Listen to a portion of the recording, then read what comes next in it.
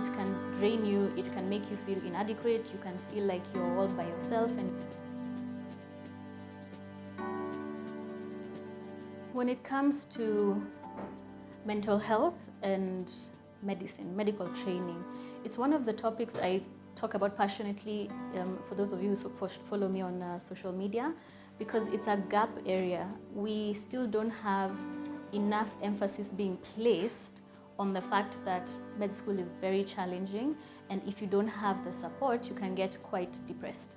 It can drain you, it can make you feel inadequate, you can feel like you're all by yourself, and in fact, when you're surrounded, especially because you're surrounded by people as intelligent or some even more intelligent than you start to feel like maybe I'm not good enough. You have questions about whether or not this is the right career choice. The best word for it, imposter syndrome. That's the first time I ever got the understanding of what imposter syndrome was in medical school and throughout my medical career when I was younger, because you never feel good enough. There's so much to learn, there's so much to do, there's so much to integrate into yourself, and there's just too much for one person, because the thing about med school is you learn all the different types of medicine, all the different specialties, and it's a bit too much. There's a reason why we then specialize after.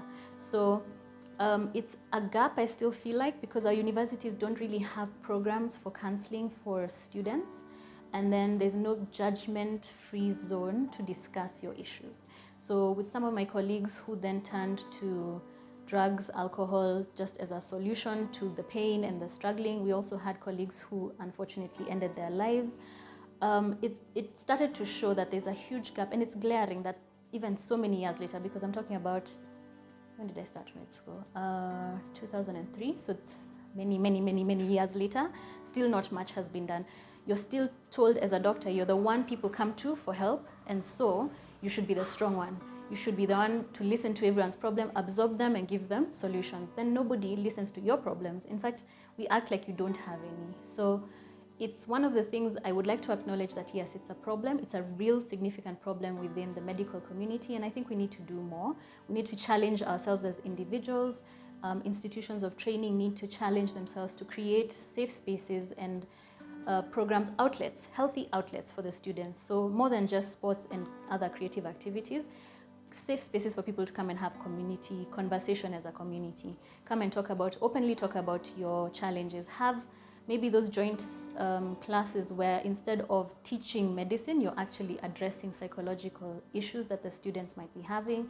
And if we integrate it, it feels less stigmatized, because that's the biggest challenge when you're struggling as a doctor. So later in your career, even as patients come and go, and sometimes you have bad outcomes, and it's inevitable if you're a doctor, we still don't have safe spaces or outlets for counseling for doctors in hospitals or in other facilities. So these are areas where I'd strongly encourage that we start to think outside the box. I'd encourage especially the younger ones who are in med school, create these forums yourself. Sometimes we're always looking at the government or the heads of institution to fix the problems. Maybe we can start with ourselves. Ask, what can we do as a group of us who are struggling? How can we create a place that we can talk about these issues? We can do it within our university, across different medical schools in the country, and just start to have support systems that are created that we can then have mentors, people like me who would be interested in mentoring during such sessions, and we come in and we openly talk about the challenges.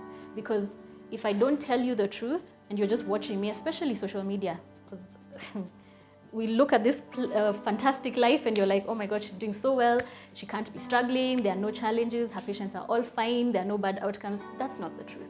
So if we have these safe spaces for us to come and mentor you, and you mentor each other, and you get each other out of the pits, I think we'll go a very long way in dealing with issues such as depression or anxiety while you're doing your medical training as well as working in practice.